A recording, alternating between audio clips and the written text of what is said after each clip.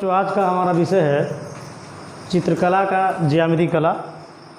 ज्यामिति कला में आज हम पढ़ेंगे स्पर्श रेखाएं। तो जैसा कि शब्द से ही स्पष्ट है, स्पर्श मतलब छूना, मतलब किसी भी ज्यामिति आकार को छू कर जाने वाली रेखाओं को स्पर्श रेखाएं कहते हैं। अब इसमें हम वृत्त की, चूँकि हमारे कोर्स में वृत्त की स्पर्श रेखाएं हैं तो हम वृत्त के बारे में पढ़ेंगे।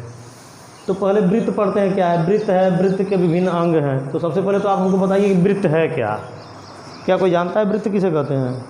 आप तो बस संरचना बना लेंगे कि सर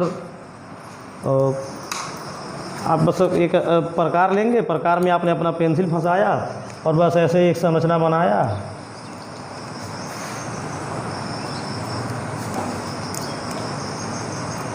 हाँ, तो ये आप कह देंगे सर ये वृत्त है। लेकिन मान लीजिए बस ऐसे मौखिक वाइवा के लिए पूछना हो कि वृत्त किसे कहते हैं, तो आप क्या कहेंगे? तो आप क्या कहेंगे कि किसी समतल पर गोल खींचा हुआ आकार वृत्त है? नहीं। अब देखिए वृत्त की परिभाषा सुनिए। दो बिंदु हो, क्या हो? एक बिंदु स्थिर हो और एक बिंदु गतिशील हो। तो जो स्थिर बिंदु है वो A है और गतिशील बिंदु B हो। जब एक स्थिर बिंदु एक गतिशील बिंदु हो गया तो आप कहेंगे दो बिंदु हो, एक स्थिर और दूसरा गतिशील हो। गति करने वाला बिंदु गति करते हुए सदैव पहले बिंदु के सापेक्ष हमेशा समान दूरियों पर रहे। हमेशा समान दूरियों का मतलब समझिए, ये B जो है बिंदु गति कर रहा है ना, ऐसी अभी मैंने गति करवाया इसको, ये गति कर रहा है इस दिशा में। गति करते हुए A से, जो बिंदु A है, इससे हर जगह कितना है? समान दूरियों पर है। मान लीजिए ये दूरी 2 सेंटीमीटर हम ले लेते हैं, तो हर जगह ये दूरी क्या हो गई? 2 सेंटीमीटर। तो गति करते हुए हर समय समान दूरियों पर ही रहे। तो इस गतिशील बिंदु द्वारा, गतिशील बिंदु B द्वारा बनाई गई आकृति को वृत्त कहते हैं। एक बार फिर सुनिए। जब दो बिंदु हो,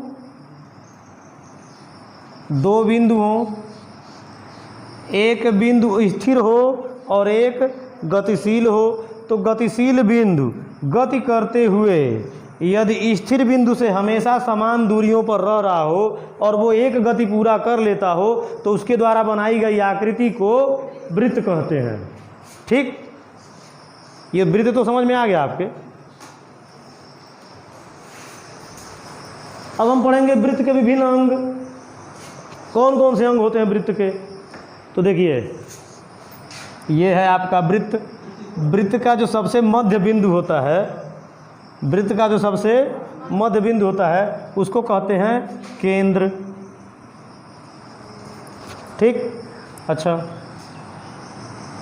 और वृत्त का जो ये किनारे किनारे वाला वक्र भाग होता है, जो गतिशील बिंदु द्वारा तय किया गया मार्ग है, क्या?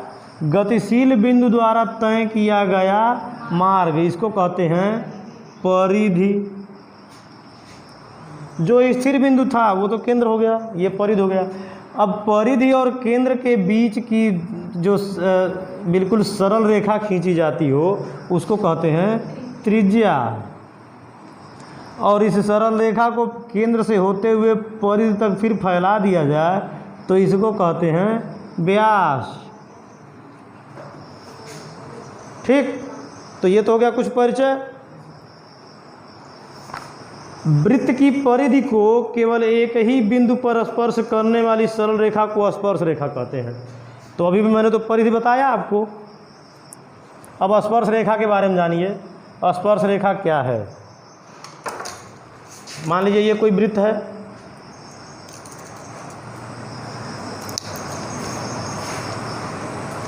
ये हमारा वृत्त है, ये इसका केंद्र है O। इस वृत्त की परिधि पर कोई बिंदु ले लीजिए, यहाँ पर एक बिंदु ले लीजिए A। इस बिंदु से होकर जाने वाली कोई रेखा हो, सरल रेखा, तो इस रेखा को क्या कहेंगे? स्पर्श रेखा। क्यों कहेंगे? क्योंकि ये वृत्त की परिधि को स्पर्श करके जा रहा है, इसलिए इसको क्या कहेंगे? स्पर्श रेखा। स्पर्श रेखा द्वारा परिधि पर स्पर्श किए गए बिंदु। अब देखिए ये स्पर्श रेखा है, ये परिधि को जिस बिंदु पर स्पर्श कर रही है, यानी कि किस बिंदु पर कर रही है? ए पर। बिंदु ए जो है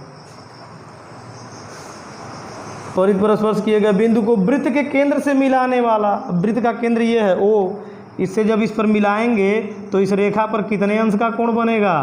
90 अंश का। हमेशा जो वृत्त की स्पर्श रेखा होती है, तो स्पर्श रेखा वृत्त के परिधि को जिस बिंदु पर स्पर्श कर रही है, उस बिंदु को केंद्र से मिलाने पर जो त्रिज्या होता है, वो त्रिज्या स्पर्श रेखा पर कितने अंश का कोण बनाता है?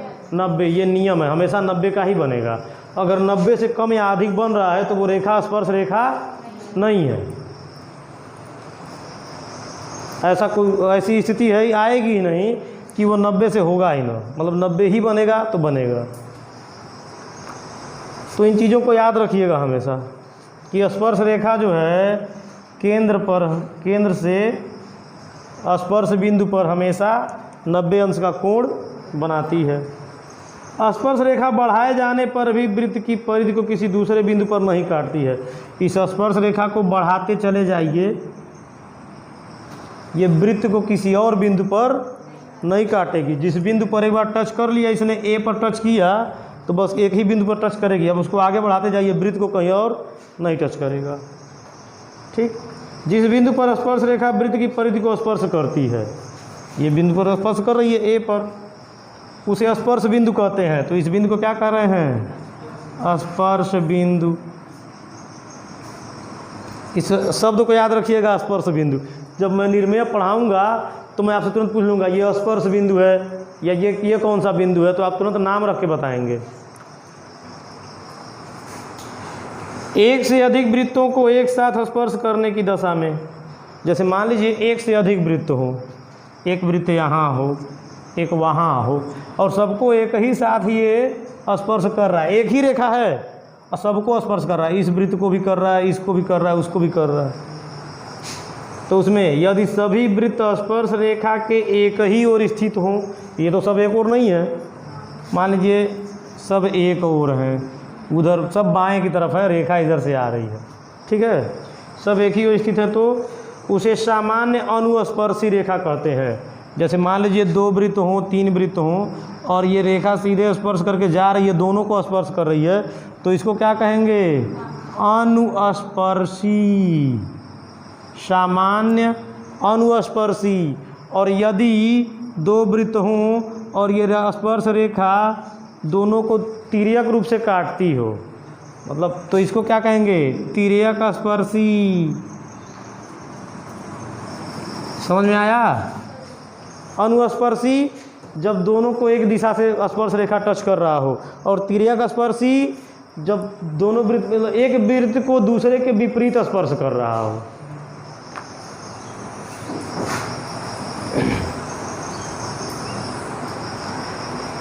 दो वृत्त जब एक दूसरे को बाहर से स्पर्श करते हैं तो उन्हें बाह्य स्पर्शी कहा जाता है। 2 वृत्त, अब मान लीजिए एक वृत्त ये हो गया और दूसरा ये हो गया, दोनों वृत्त एक दूसरे को यहाँ स्पर्श कर रहे हैं, तो ये क्या हो गए? कौन से वृत्त हो गए दोनों?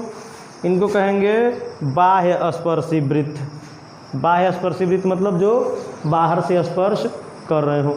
अब मान लीजिए एक बड़ा सा वृत्त हो, इसके अंदर एक छोटा सा वृत्त हो, ठीक है, और ये दोनों इस बिंदु पर एक दूसरे को स्पर्श कर रहे हैं, तो ये दोनों वृत्त क्या कहलाएंगे? आंतरिक स्पर्श, अंतःस्पर्शी वृत्त। ये कौन से वृत्त हो गए? अंतःस्पर्शी वृत्त। और ये लोग क्या थे? बाह्य। आप चित्र बनाते जाइए छोटा छोटा, समझने के लिए, बाद में रिपीट करने के लिए। बाह्य स्पर्शी वृत्त, ठीक। इसको बना लीजिए अनुस्पर्शी, ये बना लीजिए तिर्यक स्पर्शी। इसको अभी फिलहाल के समझने के लिए बस ऐसे ही बना दीजिए कि स्पर्श रेखा उसको 90 अंश का कोण बनाती है। ये यहीं तक ही बनाइए, इसे ना बनाइए, ठीक है। जब दो वृत्त, ये तो हो गया अंतःस्पर्शी भी पढ़ लिए और बाह्यस्पर्शी भी पढ़ लिए। वृत्त की परिधि को बाहर स्थित बिंदु से आने वाली वह सरल रेखा जो परिधि को दो बिंदु पर काटती है छेदक रेखा कहलाती है। देखिए, एक वृत्त है जिसका केंद्र O है, बाहर से रेखा आ रही है, वृत्त के अंदर से नहीं आ रही है, ध्यान दीजिए। ये देखिए रेखा कहाँ से आ रही है, वृत्त के बाहर से आ रही है और ये यहाँ तक आ गई। तो ये है बिंदु A और ये है बिंदु B, और ये जो रेखा AB है इसको क्या कहेंगे, छेदक। कौन सी रेखा, छेदक रेखा, क्योंकि इसने वृत्त को स्पर्श नहीं किया, वृत्त के अंदर घुस गया छेद करके। देखिए यहाँ पर छेद करके उसके अंदर घुस रहा है, ठीक। तो इसको क्या कहते हैं, छेदक रेखा। और यदि वो अंदर की रेखा है, जबकि वृत्त की परिधि पर स्थित दो बिंदुओं को मिलाने वाली रेखा, ध्यान रहे, ये वृत्त की परिधि है, ये अभी जो गोल रेखा बनाए हैं ये क्या है, परिधि है, ये केंद्र है। अब परिधि पर दो बिंदु हो, मान लीजिए एक बिंदु A है और यहाँ पर एक बिंदु B है, दोनों बिंदुओं को मिला लीजिए, ये क्या कहलाएगी, जीवा। और सबसे बड़ी जीवा केंद्र से होकर जाती है। वृत्त के ये भी नियम याद कर लीजिए कि ये जितनी जीवाएं आप खींच सकते हैं खींच लीजिए, लेकिन सबसे बड़ी जीवा केंद्र से होकर जाएगी जिसका नाम है व्यास, समझे। और व्यास जो है त्रिज्या का 2 गुना होता है। वृत्त के बारे में बहुत सी चीज़ें आपको याद रखनी पड़ेगी। व्यास हमेशा क्या होता है, त्रिज्या का 2 गुना होता है। व्यास के बारे में और क्या जानकारी मिली आपको, व्यास जो है किसी भी वृत्त का सबसे बड़ा जीवा होता है, ठीक। तो फिलहाल वृत्त के बारे में भी इतनी जानकारी काफ़ी है, बाकी चीज़ें